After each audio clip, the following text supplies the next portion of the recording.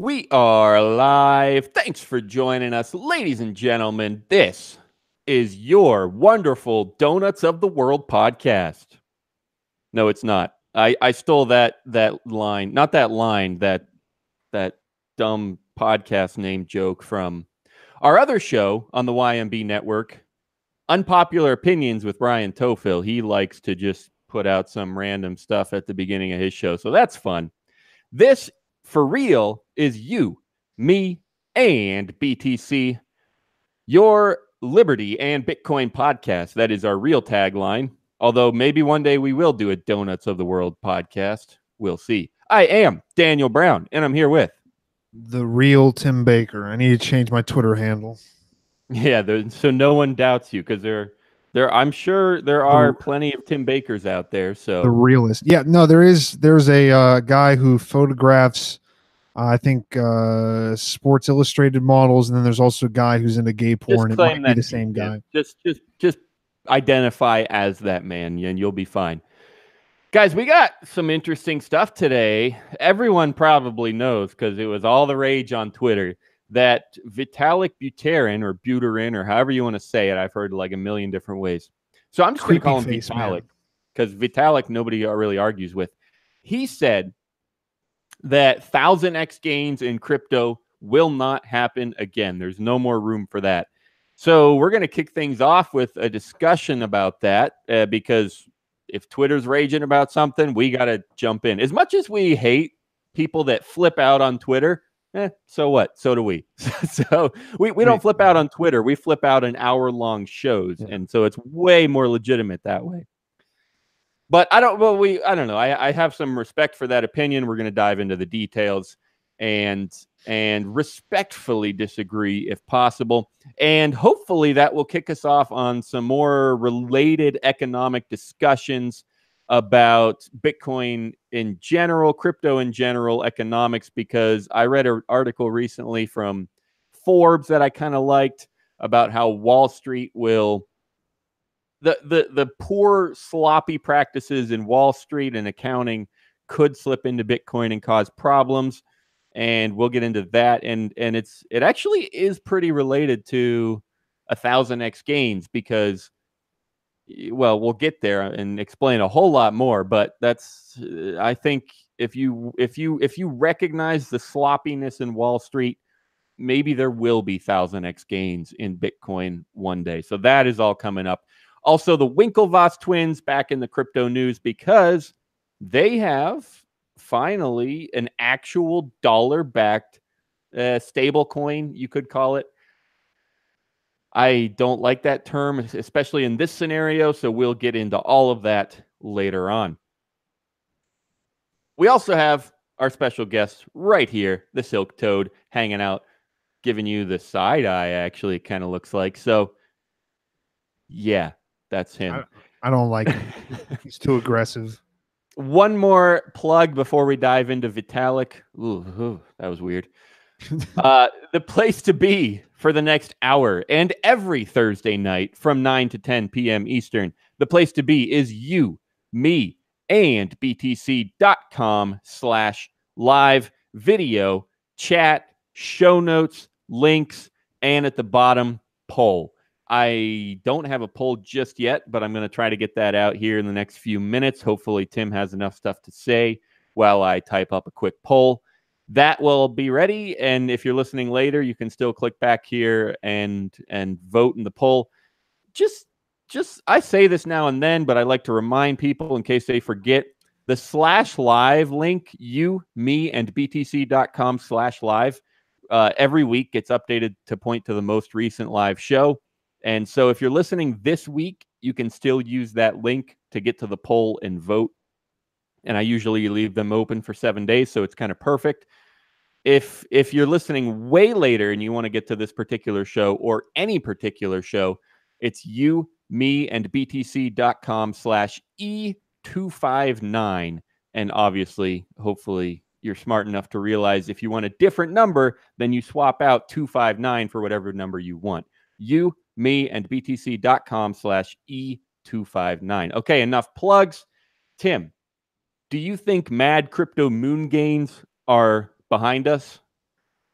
Well, if I started to think that, I would have to give up on a lot of the dreams in my life because I'm still kind of hanging on to the idea of somehow becoming a millionaire through We already Bitcoin. know And Tim is a Bitcoin millionaire, but he's trying to cover that up right now. But he's still, what he's saying still holds true, because he does have dreams of becoming a Bitcoin billionaire or a Bitcoin trillionaire. So he's trying to dumb it down to just having dreams of becoming a millionaire. But everything he's saying still holds true, because he well, still has grand dreams. yeah, it's a diversionary tactic. I don't want anybody like recently, or I think just this week, there's a streamer on Twitch. I believe he does it on Twitch, but Dr. Disrespect, who he has like a daily scheduled stream that he does. He's now had his house shot at twice over I think 2 consecutive days where people have driven past. I don't want that happening to me. And also, I figure with a Twitch streamer, they're just shooting out to get attention. If I admit that I have millions of dollars in Bitcoin, I will just be murdered. And then, well, not even murdered. I'd be okay with being murdered. And I actually talked about this, and I'll throw a little plug in for my show, Tim's 2 Cents, that comes out every Monday. Listen to that. You can get on the same YMB.com or the UME BTC network. It's kind of our overarching name for it. But I talked a little bit about how if you're going to die, that's okay. What I don't want to have happen to me is get tortured for millions of dollars that I don't have. And I'm going to just repeat to people over and over again, I don't have the fucking keys. Please stop ripping my toenails off. But they're not going to listen because look at me. Obviously, with my threadbare t-shirt, my white t-shirt that I bought from a fucking what are those places called? The like a Goodwill or like a thrift store. It's from that Macklemore song. What? But the What? Yes. What? I got $20 in my pocket, which also I'll kind of ADD everything in this episode for a little bit. That reminds me of I'm not the biggest on Jeffrey Tucker. He was nice enough to do an interview for us, but one of my favorite articles he wrote was an attack against that thrift store song by Macklemore about how it was this dumb little thing where it's like this guy who's very obviously rich and very obviously spends a lot of money then going, you can be cool too. Don't worry about money. You don't have to worry about any of this stuff. And there's actually a lot of different artists that do that, when like Bruce Springsteen, who kind of lionizes this kind of idea of the poor downtrodden man, because it brings him closer to his kind of general audience, and it makes them feel good. And then also it ensures that he doesn't have any kind of competition, because as we all know, if Bruce Springsteen ever had any kind of competition, he never would have ascended to the level that he did. The boss is shit, or whatever his dumb nickname is. Regardless of all that, going back to all this, Vitalik's comment there. Yeah, Vitalik's smart people will be able to follow this. Daniel has been pretty much, since I've been talking to him today, which wasn't until a couple hours ago, insulting my intelligence, but I have faith in all you guys. You can follow it. Vitalik's comments kind of just, they reek of, well, it's done now. Like, this is the same thing as, I mean, I'll use this as my example because I tend to like to believe this, where somebody new comes out and is like, well, we're going to have the economy is going to fall apart in 2 years. And it's always this thing where it's like, well, it didn't happen before. And then this person just saying it is now. The signs are out now. It's not going to jump up anymore. Nothing new is going to happen. It's gone too mainstream. That doesn't work that well. That's a bad example. I do apologize, but still same. It still makes sense. What's up? Yeah, I mean that's basically what he said. I'm skimming the one of the first articles I saw from Bloomberg about this, and they, it says his argument was that Bitcoin, that the majority of people have heard about Bitcoin, and that it kind of has gone mainstream as much as it can, at least in terms of speculation. And he says the first 6 or 7 years were dependent on marketing, and that's kind of done, is the argument. So, I mean, I don't know if it was dependent on marketing. I don't study this shit enough, but I don't really trust. Vitalik's fine. I'm sure he does way more shit than I do, but I really don't trust anybody who goes through the trouble of wearing like those ironic nerdy shirts where he's like, I'm a quirky guy because I have a llama on my shirt, or I'm wearing fucking furry shoes or something. And also, I just can't trust his face. It's too angular. He looks like he doesn't eat enough.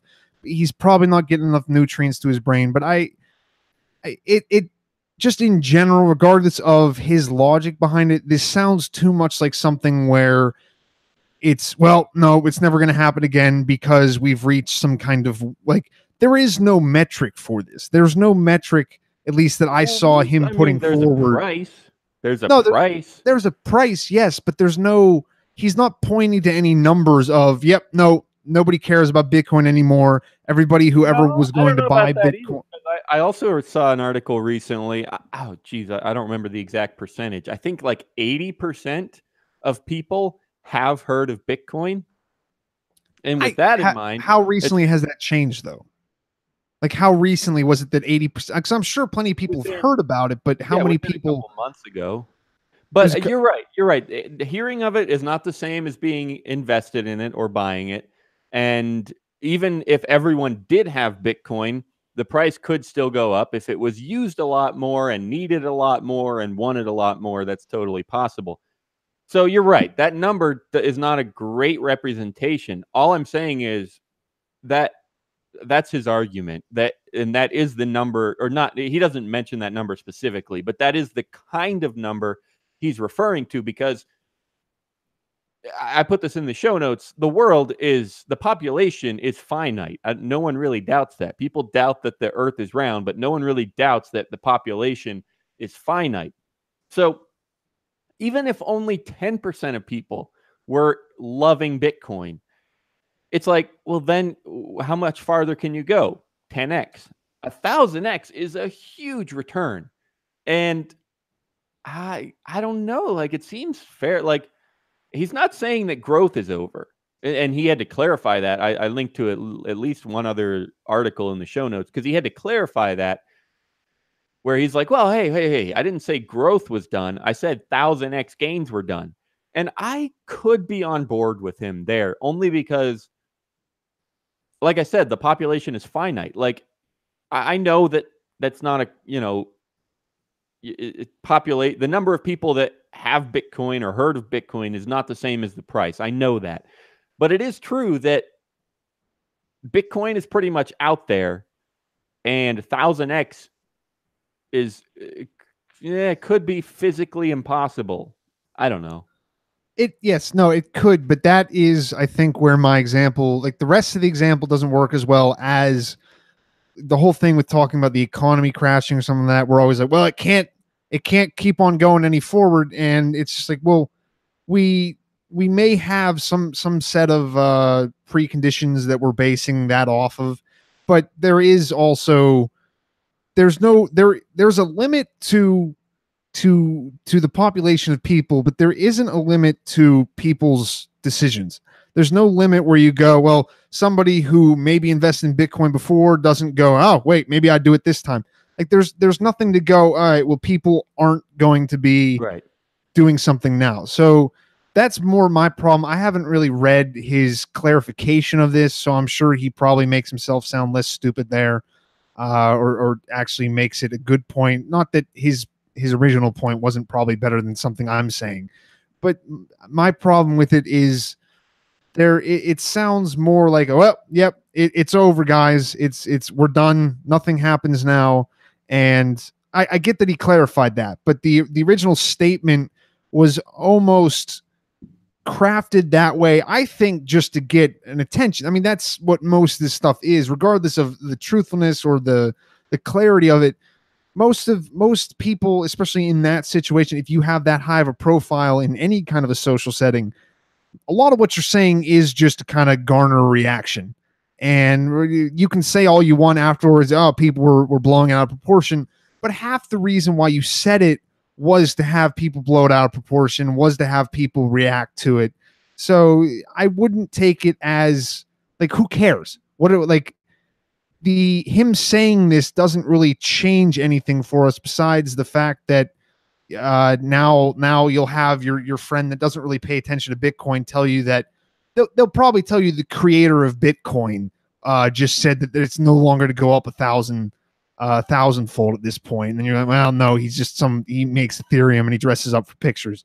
There's always the memes on Twitter about the Bitcoin community. It's some guy just dressed out with like gold and guns, and then it's Vitalik over in the other thing with some weird Cookie Monster costume on. I don't know. Like, I don't know if this would be him just looking for attention, not because he's some great person that would never seek attention just for the sake of attention, but in terms of this kind of comment, like, I don't see how that helps him. Like, I think he genuinely believes it. I don't think he's saying it just to sound crazy or just to hype up anything, especially since it's the opposite of hype. I think he genuinely believes it. I think he's wrong, but I understand where he's coming from, and I think he genuinely believes it.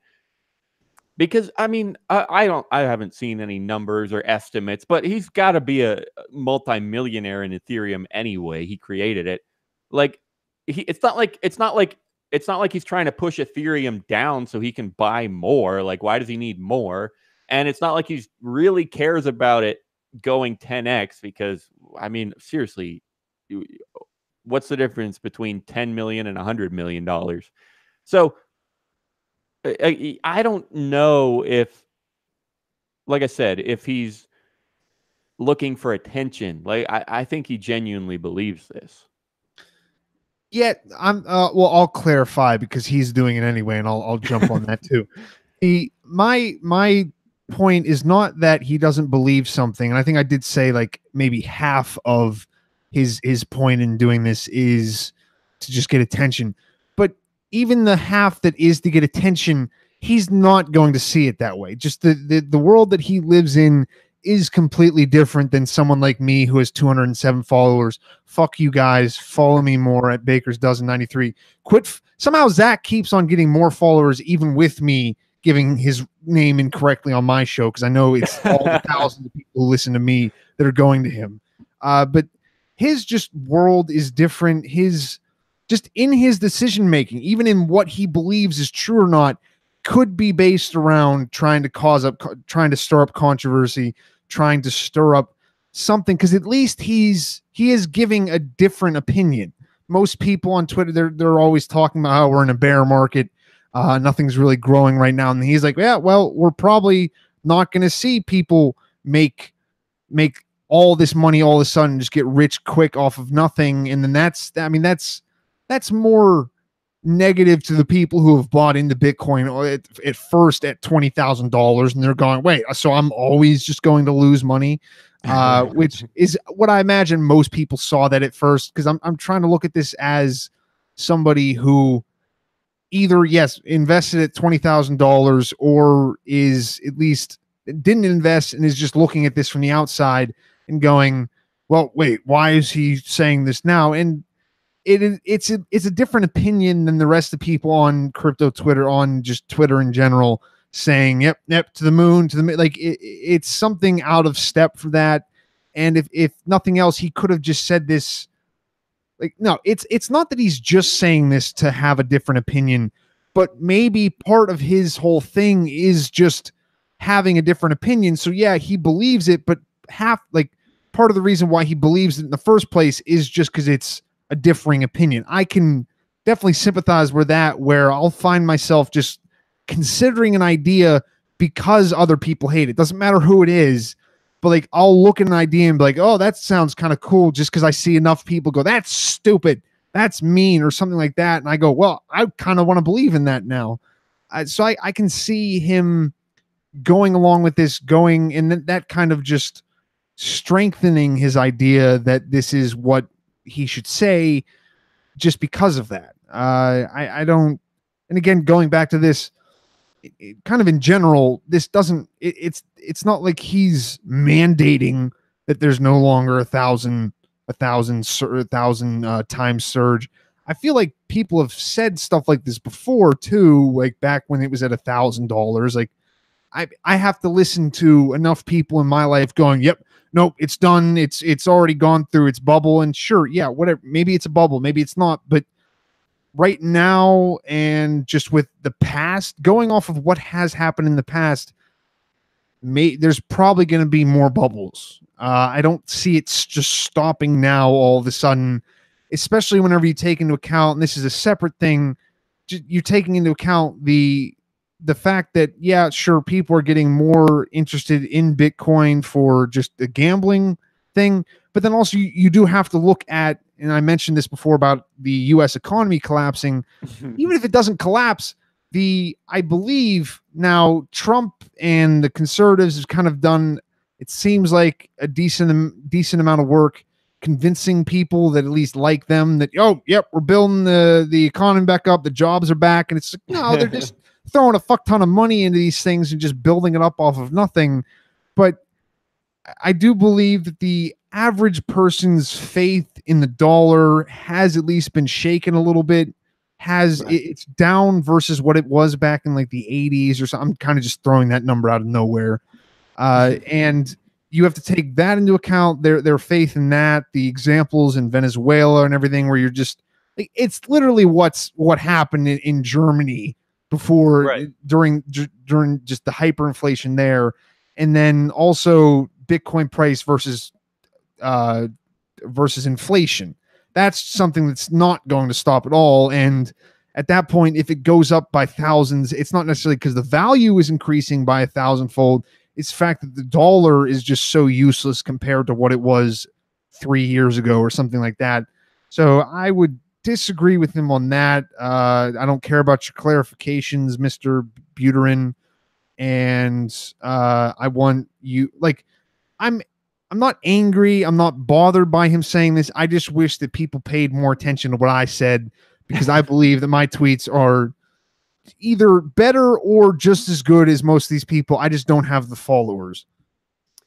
So as I hinted at the beginning of the show, and as Tim touched on now, that is a huge factor when you think about the normal economy, the fiat economy, and what could happen there. Now, it's so hard. It is so hard for me to really advocate that, oh, the dollar is going to collapse because of this and this and this. Because people have been doing that for decades and decades and decades. And it is true that in history, every single fiat currency goes to zero, or pretty much zero, however much an ounce of copper is worth, or however much a gram of paper is worth, it gets pretty much to zero. Now, but I don't know, it's going to be real hard for me to seriously and realistically argue for the collapse of the dollar, not because I don't think it'll ever happen, but because I don't have the knowledge, the skills, the understanding to know when it will happen. And a lot of people that claim to have those knowledge, those skills, and that understanding have been saying collapse for decades, and nothing has ever collapsed. Inflation for sure. Way too much inflation for sure. We've done episodes on your money loses half of its value in 40 years or something like that. So yeah, definitely dollar is losing tons of value, totally unfair, and on and on. But collapse, I really don't even want to touch the subject, just because it makes you sound like an idiot. And I know, like, it's dumb to not say something only because you're going to sound crazy, because a lot of people say true things and sound crazy for it. But I'm just going to admit and be done with it. I'm just going to admit that I don't know much about this kind of stuff. I don't know much about the economy. I don't watch freaking unemployment numbers. I don't even watch the stock market. I have no idea what days it's up and what days it's down. I don't care. Well, maybe I should care. Maybe I do care about certain things, but I certainly don't know enough to flip out and claim collapse. However, despite all of that, like I said, that is the other side of the argument.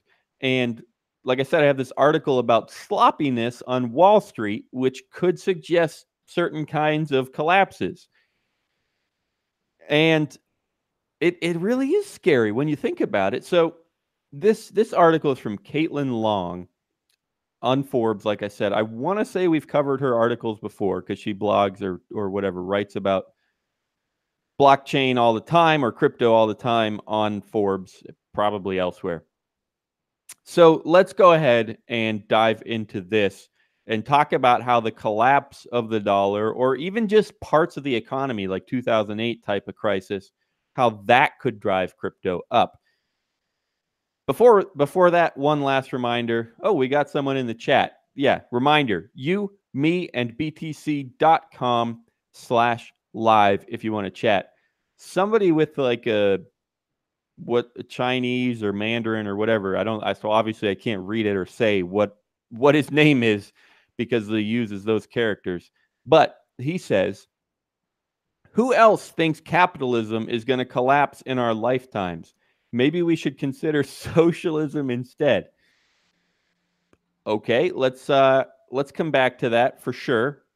I want to. But Tim, have you ever heard, these are Wall Street words, and I want to know if you know what they mean. She calls them the R words and the C words, but it's not the C word you're thinking of, and it's not the R word you're thinking of. Damn. It is rehypothecation and commingling. Have you heard of either of those? Yeah, just because I looked at these articles whenever you sent them to me, I kind of forget exactly what they were, but I think at least one of them has to do with mixing together everybody's kind of assets together inside of one kind of group, Right. and then the other one, I forget. The other one has something to do with what was it? So the one you said was commingling. You could kind of figure that out from the words when you mingle things together, and that's when accounts can get. It's not an accident. Like they theoretically they have accountants and everything works out, but still in that process there are points in time where assets or whatever it is, treasury bonds or stocks or whatever, are mixed into one account for multiple people. And then you might substitute the value of a stock for the value of a bond because you're waiting for transactions to clear or whatever. And it's that kind of situation. The other one is rehypothecation, which is, it's actually pretty simple, kind of. When you put your money into a bank account, you have that money. You have, or at least you think you do. You have $1,000 in a bank account, but they're going to loan that out. They're going to give that to as part of a mortgage to someone that bought a house. And whoever ends up with that money, whoever sold the house to the bank / mortgagee, like that $1,000 that you put in the bank then goes out of the bank to somebody that sold the house. Then they're going to put it back into their bank, and their bank is going to loan it out again, and on and on and on. I'm sure there are some technicalities, like in this article, whenever she talks about rehypothecation, it's not quite that simple because she's not just talking about bank accounts and dollars, but it's that idea where someone, it's the idea of loaning out your collateral. So if I loan money to Tim and he gives me, I don't know, a chunk of gold as his collateral, and then we both think we own that money. So Tim thinks he owns, call it $1,000 worth of gold. And then I also own $1,000 worth of gold. And then I loan $1,000 to someone else because I have this chunk of gold that I can put up as collateral. And the list goes on and on. So I'm sure there are a bunch of technicalities, and maybe this word only applies to certain situations, but that's really the idea. It really is that simple, where you loan out money and it gets or you deposit money, either way, and then it gets redeposited, and then it gets redeposited or reloaned and reloaned, or Actually, I guess technically it would alternate. I deposit it, the bank loans it. Someone else deposits it, and then that bank loans it. And then someone else deposits it, and then that bank loans it. So it's an alternating chain of deposits and loans. But hopefully you get this by now. And the concern with that is like, there are some real statistics in here. It's really hard to count, she says. It's really hard to know because at any given point in time, you can't tell. Like 5 different people are going to claim they own a treasury bond or whatever it may be, but it's so hard to track an individual bond in an individual point in time such that you can quantify how many people they think owns one thing, or how many people think they own a single thing. But even though it's hard, there was some research that she cites, and the number is, I think, 2.8 or thereabouts, 3 maybe with updated numbers. So, and here's the quote from the article. It's in italics, so it's important and hopefully fairly clear. This means only one of the 2.8 people who think they own a U.S. Treasury bond actually owns it. That's rough. Like, if you think about that, round it up to 3. For every $3 that people think exists in a bank account electronically, or as equity in their house or whatever, for every $3 that people think exists, there's really only one. Or same thing with stocks. I believe we did an episode on this whole Dole Food stock fiasco. I'm pretty sure we did. Look it up. Search it. I should search it, but I'm doing a show. There was a situation, I don't remember the exact numbers, but like, something happened, a merger or buyout or whatever, and a bunch of people claimed shares, legitimately claimed that they owned shares and deserved a dividend or a payout or whatever. But the number of people that claimed they owned shares was more than the number of shares that actually existed. And that is a real thing. And it happens. And it is happening. And those moments, what would you call that? Moment of reckoning or whatever, those could be pending in our future. There could be days suddenly where, like the Dole Foods example, where certain things are supposed to happen, certain people are trying to get a hold of their treasury bonds, and they suddenly can't. And then that could cause chain reactions of more problems. So I just ranted for like 4 or 5 minutes. And one of the things I like to do at the end of that rant is turn to Tim and ask if I made any sense at all. Do you feel me? You're stupid. No, I mean, you're pointing out one of the best parts of this.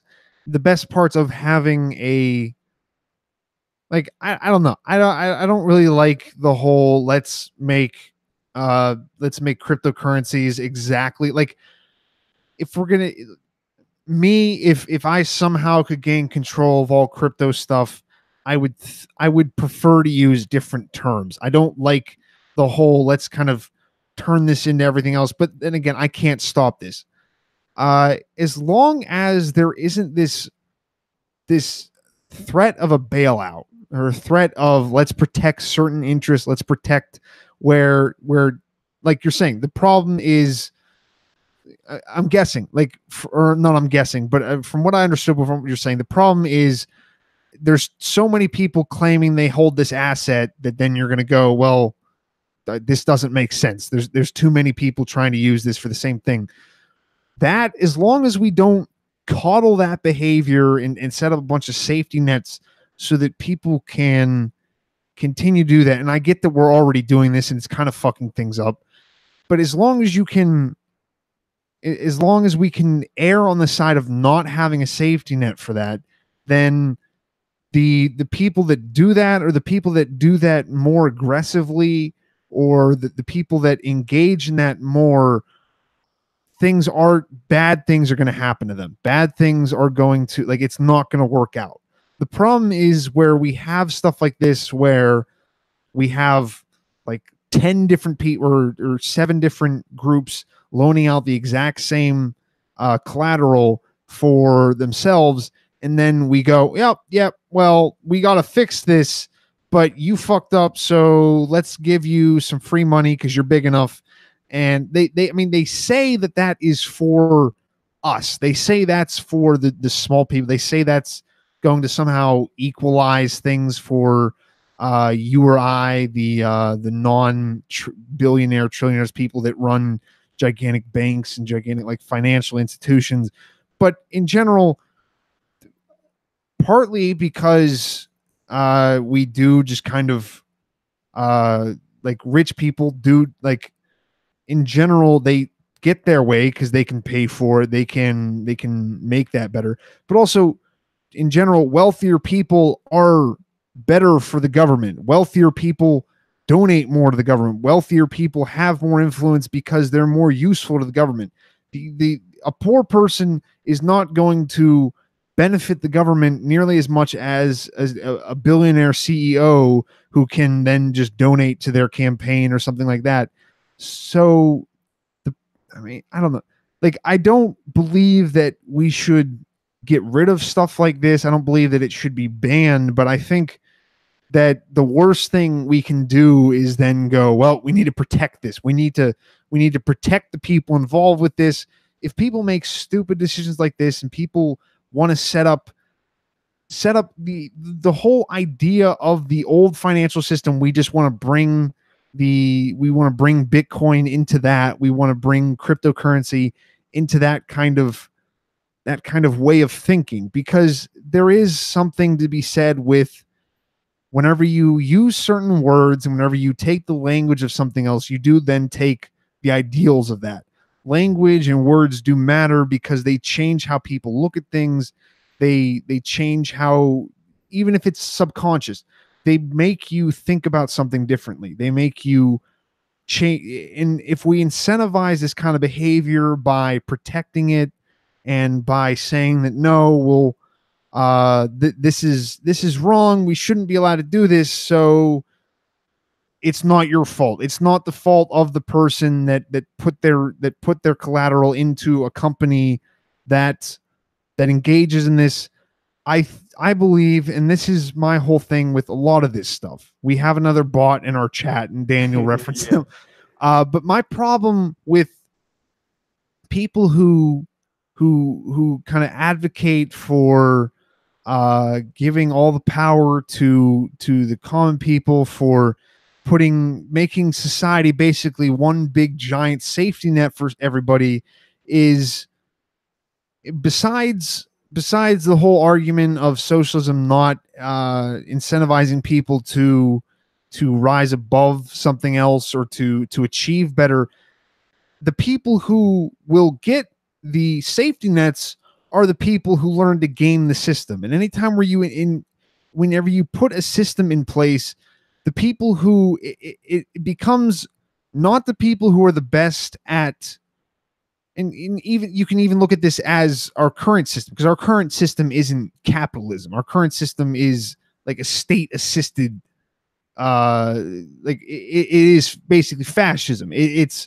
a state assisted and a state funded market economy that like half and half is free market and half of it is also nationalized. So we have the worst of both worlds for common people. It's the best of both best worlds for rich people. And my problem with, I guess I already said that, but my problem with anything where you start talking about safety nets is those safety nets almost never trickle down. Like leftists will always go after conservatives and Republicans about how that they spout on and on about Reagan economics and how it's trickled down. Like we'll give tax cuts to richer people and then it'll trickle down to lower people. And that's stupid too. That's retarded. But this whole idea of a safety net trickling down and nobody picks up on that because nobody says it's a trickle down safety net. They just go, nope, yep, we're going to have safety nets for everybody.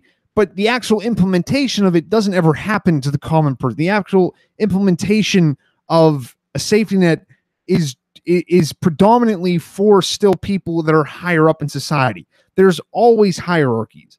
And the less, if you want this, I understand wanting to save everybody and to help everybody. But whenever you believe that and when you advocate for that, you have to realize that whenever you start making the argument from let's save the people for society, any government institution that is set above doing that, any government institution in charge of setting up a safety net is going to focus on the people that can help them the most. There's no you want to have something that requires no corruption and requires no behind the scenes stuff, and they just want to go, well, as long as we establish this new order where everybody is benefited and everybody, we don't give any money to the people that have money, we give all the power to the workers. That never works, because no amount of government ever brings somebody out of poverty. No amount of government ever drags somebody up, because we do have a problem. And I know I'm ranting at this point. I'm getting off topic. Lost. Well, no, I'm not lost. I just don't know how we got here. Well, yeah, I mean, that's actually pretty normal for most of my conversations. But I think I'll kind of try to sum this up. A lot of the problems with whether it's left versus right is this idea that only the people at the top or the bottom are responsible for the world's problems, and those are very defined classes. I much prefer the idea of producers and leeches, and that transcends economic status. There are leeches throughout all classes. There are leeches in the low class, middle class, and high class, whether that's somebody who abuses welfare or somebody that just basically runs a business off of scamming all the government money. Yeah. Well, because I'll get into arguments with my family. My family is almost entirely conservative, and they'll be talking about how great Trump is going to be for this new business, and how my family is conservative, but then a lot of them have been involved with businesses or directly work for the government. And then I'm like, you're not running any kind of an actual free business. Your entire business model is based off of the state being stupid with their money and needing to justify budgets. That's not that's not actual whatever you want to, your Reaganomics or some dumb shit like that. We need to look at this as something different from a class versus a class. The problem, we need to look at it as, are you doing your best to support yourself? Are you doing your best to support yourself, or are you going around trying to drag up not controversy? I'm getting even lost here at this point, but are you facilitating your own advancement, or are you trying to play this dumb little game that we've set up to, instead of building something for yourself, to try to set yourself at a higher level from the get-go, or drag yourself up through legislation? Which, anytime you're doing that, to me, you are cheating and you are fucking over somebody else, because no matter how much we want to say that laws are equal for everybody, and we're somehow like, everybody celebrates every single time there's a legislation that we're going, no, this is going to make everybody free now. But I'm like, you're not controlling anybody's decisions, and you're not controlling the average person's decisions on that. They can still act against that new law, and then that law is almost always applied only to the people in a privileged position. Again, whether that's there's privileged positions in every single class.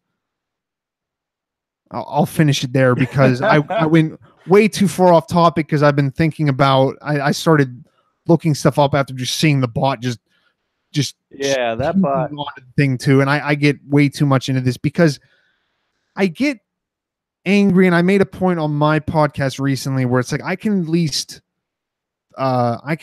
sympathize with somebody that's just advocating for total socialism versus somebody that's like, well, let's have a little bit of socialism and a little bit of capitalism, and through these weird kind of laws and everything, we'll make them all work out to the best of it'll be great for everybody. And the people that want to say that a business owner or somebody who bankrolls a new product or something like that, is the evil person is they're doing a disservice to themselves by listening to just they're trying to take this very basic view of the world that they've kind of just been given to by their college teachers, who themselves are basically useless idiots, or useful idiots, I guess would be the term. But we can't just be so narrow-minded with stuff where we tell ourselves that, yep, it's the 99% versus the 1%. It's blah, blah, blah. Like, yeah, it could be that, but that 1% encapsulates a lot more people than what you're thinking. And that the people that try to drag you down aren't just the business owners. The people that try to drag you down are all mixed in together. And if we don't realize that, we're going to keep on doing this same shit over and over again, where there's a country, the rich, the upper class gets powerful from like people at the beginning working very hard and accumulating wealth, and then like they're literally redistributing that wealth by creating jobs. They're causing more wealth to happen, and then everybody gets, like, 50 years later, everybody goes, that's wrong. They shouldn't be doing, like, they have too much money, and they point at those people versus the guys who just have the money and then do nothing. They create no job. They get involved with government. They profit off of legal stuff, and they profit off of cheating, which, you could criticize me for saying, well, you don't want any laws. How are people not supposed to cheat? Going all the way back to what I think you were talking about. If we get rid of safety nets, it's going to be shitty, and it's going to fuck over a lot of people. And it's not but it's not fucking over people. It's just giving them what their consequences should have been if the rest of society hadn't been there to save their asses. And this might include me. I get that if we didn't have plenty of different medical advancements through the government doing things that maybe my family member or I in the future would be shit out of luck. But I do think that as far as making a stronger people, having people who have freedom, like actual freedom in your life and actual volition over your life and over your life's direction, you have to get rid of safety nets, because those safety nets incentivize incorrect behavior. I'll stop because I've ranted for much longer than you did. There you have it. There you have it. Tim's unified discourse against socialism, or at least against safety nets. Yeah, so if you missed it there, we got this paragraph after paragraph after paragraph bot in the chat saying, flipping out on capitalists because child labor and because people had to work on weekends and that kind of stuff. And it goes on and on and on, and I'm not going to read it all, but the end all be all of life should be to sit and look at your computer, because then, like, I will jump on this for another second, but like all this shit comes from tech people, and tech people just like, well, we need more content. Like that's not good either. Okay, thank him. Hey, I'm not attacking you. Hey, well, we all have to do it. You're just doing your job. It's like the Nazis at the camp. It's like the cops. I understand that, but this love of leisure isn't, like, it's not bad, but it's also not good. There's nothing good about leisure. There's nothing inherently beneficial about leisure. That's all I'll say. I'm sorry, Daniel. I didn't mean to trigger you. I would suggest that leisure and production can be the same thing, and that's what we should all strive for, where you're creating things and feeling at ease, which is hard to reach, but it can happen, I think. Yeah, so rehypothecation. Yeah, well, it took way too long. Thanks for joining us, everyone. We'll see you next week, which is in 3 minutes now. Just kidding.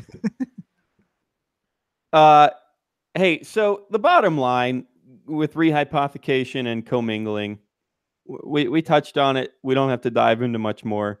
The only thing I really wanted to get across is that the dollar is at serious risk.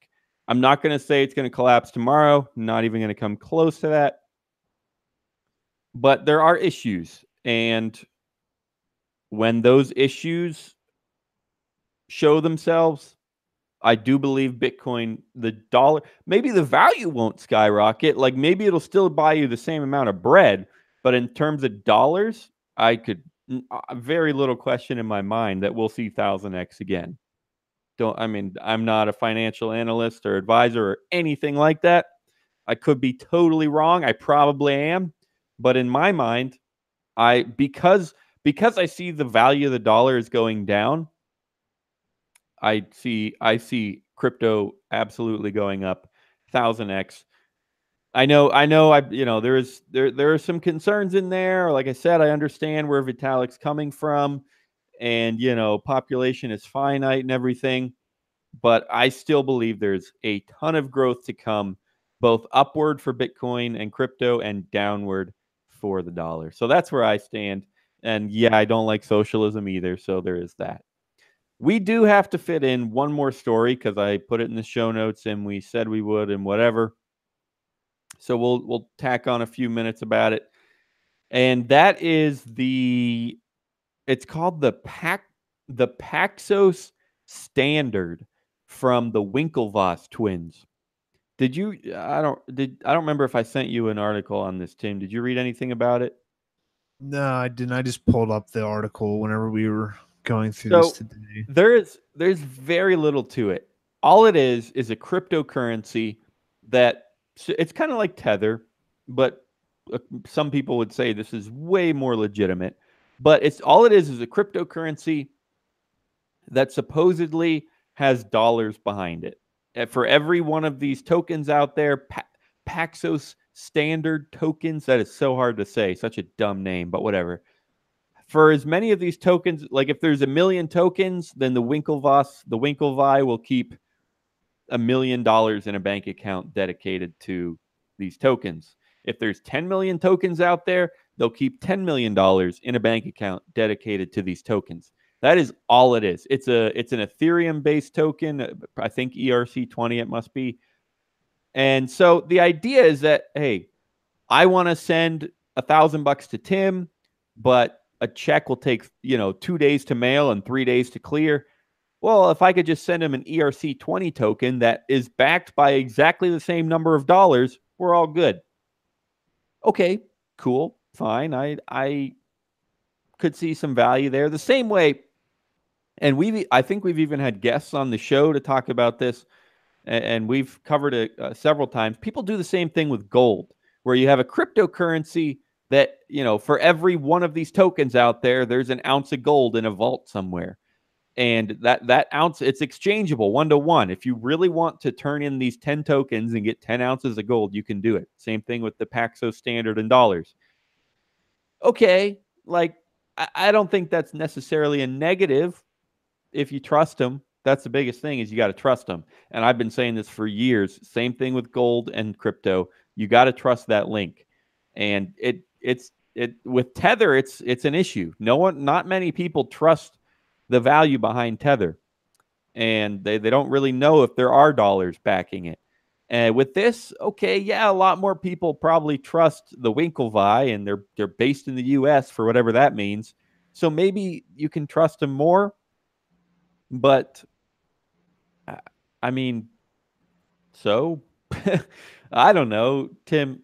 We only got a few minutes here, but if you have any thoughts, now's the time. I don't. Yeah, I don't. Tim ranted too hard. Tim ranted enough for one night. If you're gonna look at it, treat it like anything else, where just don't put any more money in it than you're willing to lose, even if it is supposed to be a stable coin.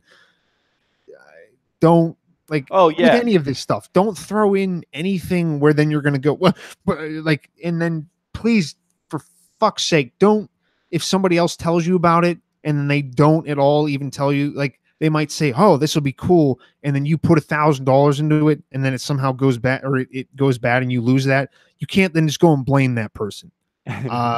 Fuck you for doing that, and just take a little bit of like not initiative, but take some ownership for your own life and your own decisions, and realize that for sure. Yeah, that like nobody is forcing you to do anything. Nobody's making you do anything. Just because there's a good ad for it doesn't mean that it's necessarily going to work. And just be skeptical of everything. Even like you don't have to make that stop you from doing stuff, but don't be like, yep, this is the greatest thing ever and I'm completely in on this, unless you're completely okay with the consequences. Yeah, I mean the problem here is like you can't even expect any returns. Like it's tied to the dollar. So if you put in $1,000, like you can only get out $1,000, but you could lose money if it turns out they're not backed with a real bank account with real money in it, real money, air quotes. But so it could only ever be a utility thing. I need to get money to Tim quickly, like literally within 3 minutes. And yeah, there's PayPal, there's Venmo, but they're centralized and they are tracked, and there might be fees involved. So, oh, how about I send you this ERC20 token? Like, oh, I could see a few use cases for that, maybe, but that's the only use case. Like, you're not going to get any gains out of this. It is strictly, it really is just like a Venmo with like some blockchain characteristics. That's literally all it is. Which I'm not saying it's worthless. It's better than Venmo, like sure, like because Venmo, it's the exact same thing. You're trusting them, they have your money, but there's no blockchain involved, no chance of anonymity or anything like that.